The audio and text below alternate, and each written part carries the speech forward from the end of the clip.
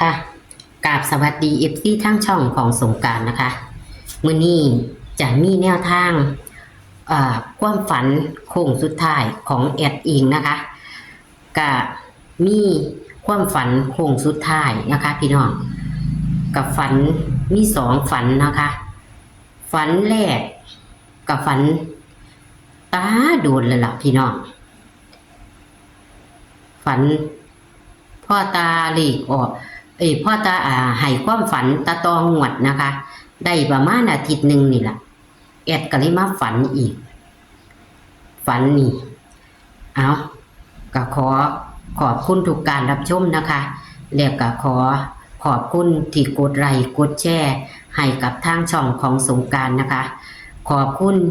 FCที่เพิ่นคอมเมนต์อย่างสร้างสรรค์และก็ขอขอบคุณ FC ที่เพิ่นรอคอยความฝัน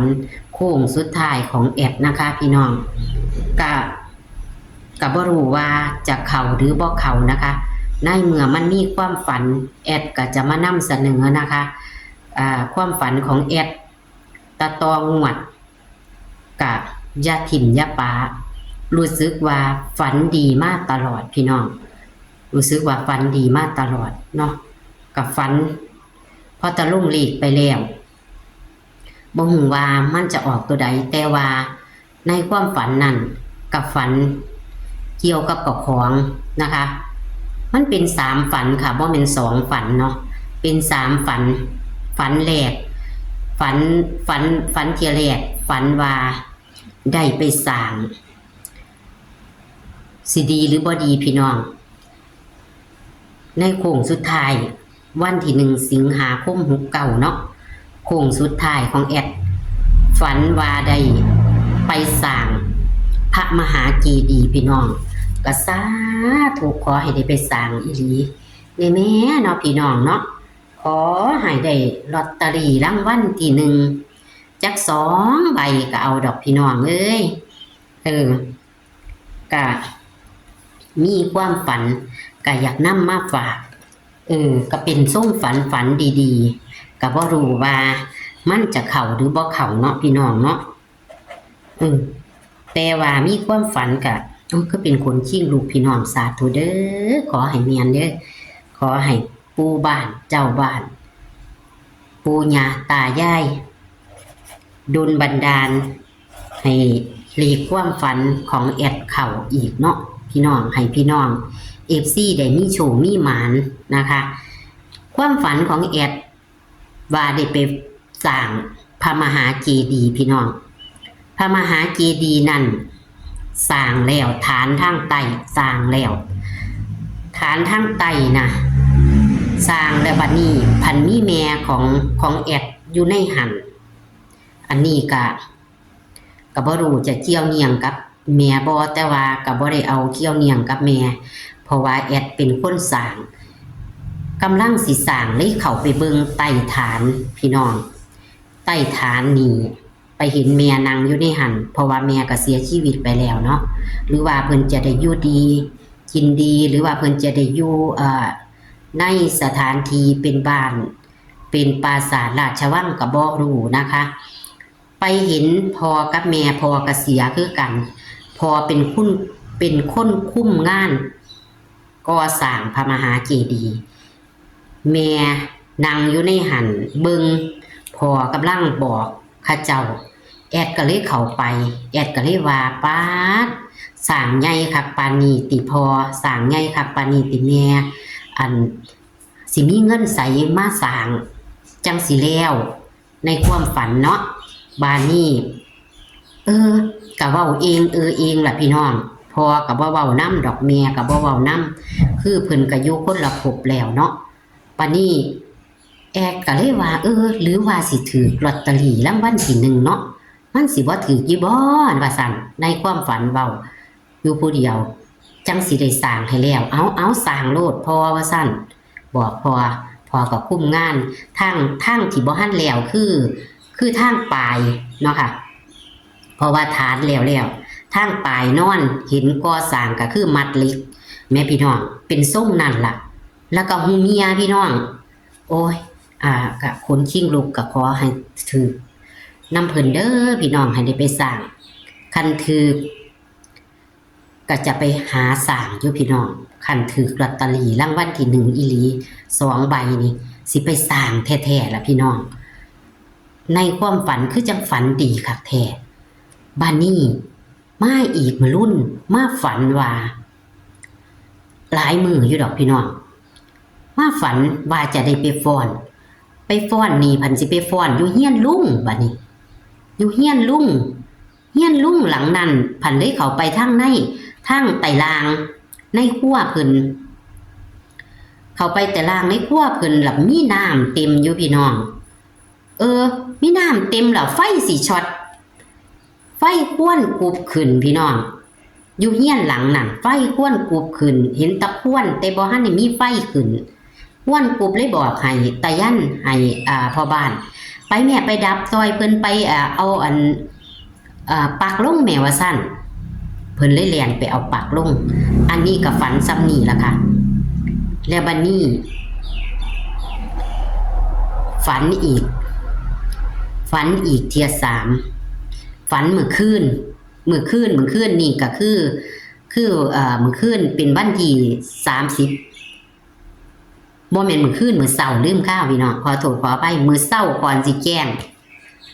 ฝันว่าอีหยังอยู่ในท้องเป็นก้อนพะนะเอาเป็นก้อนคอรอบักใหญ่ว่าซั่นอยู่ในท้องของแอดว่าซั่นมันมีฝัน3ฝันเห็นซ้ำนี่ล่ะข้ามเบิ่งเอาก้อนอีหยังคืออยู่ในท้องว่าซั่นโอ้ยหมู่เมียขึ้นกูฝันตัวนี้ว่าซั่น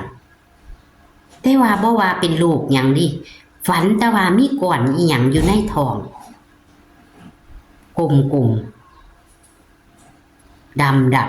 ๆนี่ล่ะมีฝัน3ฝันโค้งสุดท้ายพี่น้องแต่ว่าฝันแรกน่ะแอดก็บ่ตีดอกสร้างพระมหาเจดีย์แอดว่าแอดฝันดีแล้วหรือว่าแอดจะถือเลขก็บ่รู้เนาะก็ขอให้มันเป็นจังซั่นล่ะพี่น้องแต่ว่าแอดก็ได้ซื้อเลขลอตเตอรี่แต่ว่ากับมันจักสิแม่นบ่แม่นเนาะพี่น้องเนาะซื้อบ้านเลขที่เจ้าของไว้360แล้วก็ซื้ออายุเจ้าของนี่ล่ะไว้56พี่น้องลอตเตอรี่0065นี่ล่ะบัดนี้แอดก็เลยฝันเห็นเฮียนลุงน่ะพี่น้องเอ้ยเป็นเลขโตเก่าเลขบ้านเพิ่นน่ะ14แม่พี่น้องเลขบ้านเพิ่น14บ้านนี้หรือว่ามันจะมาออกลางเพราะว่าไปอยู่แต่ลางเพิ่นในครัวเพิ่นแต่ลางครัวติดดินครัวแต่ลางนี่ล่ะฝันแรก14แต่ว่าแอดกับฝันเกี่ยว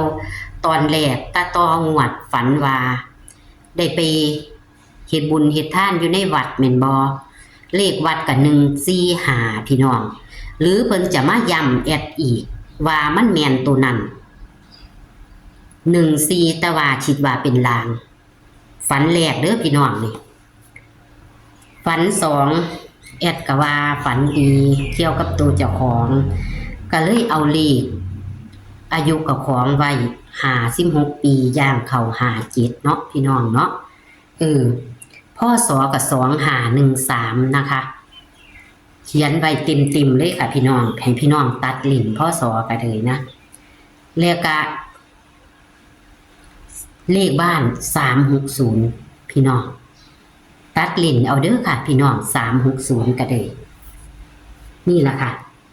แต่แอดก็ขอนิ่น14ค่ะพี่น้อง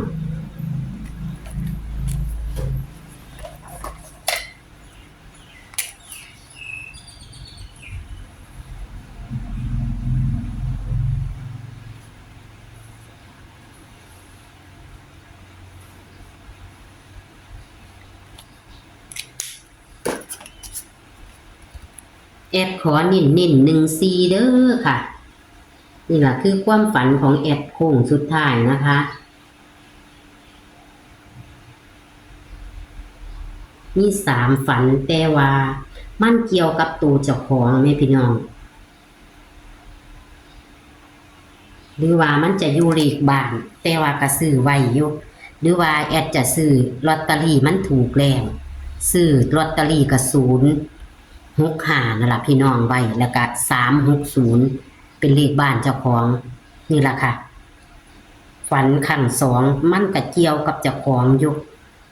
ได้สร้างได้ทำพระมหาเจดีย์พะนะเอาขอให้โชคให้มานกับแอดสงกรานต์ในโค้งสุดท้ายของวันที่1สิงหาคม69นะคะโค้งสุดท้ายของแอดนะคะก็ได้ลงวันนี้ก็คือวันที่31เด้อค่ะมื้อนี้เน้น14ลางเพราะว่าออกบุญแต่ว่าหรือพี่น้องจะไปกันบุญก็ได้นะคะหรือว่ามันจะบ่ไปใส่เนาะเอาโชคมันค่ะกับแอดสงกรานต์นะคะขอขอบคุณที่กดไลค์กดแชร์ให้นะคะและก็เป็นกำลังแรงใจให้กับช่องสงกรานต์ขอบคุณพี่น้อง FC ทุกผู้ทุกคนค่ะขอสวัสดีค่ะโชคมันเด้อพี่น้องเอ้ยให้ได้เงินได้ทองทำบุญกันค่ะสวัสดีค่ะ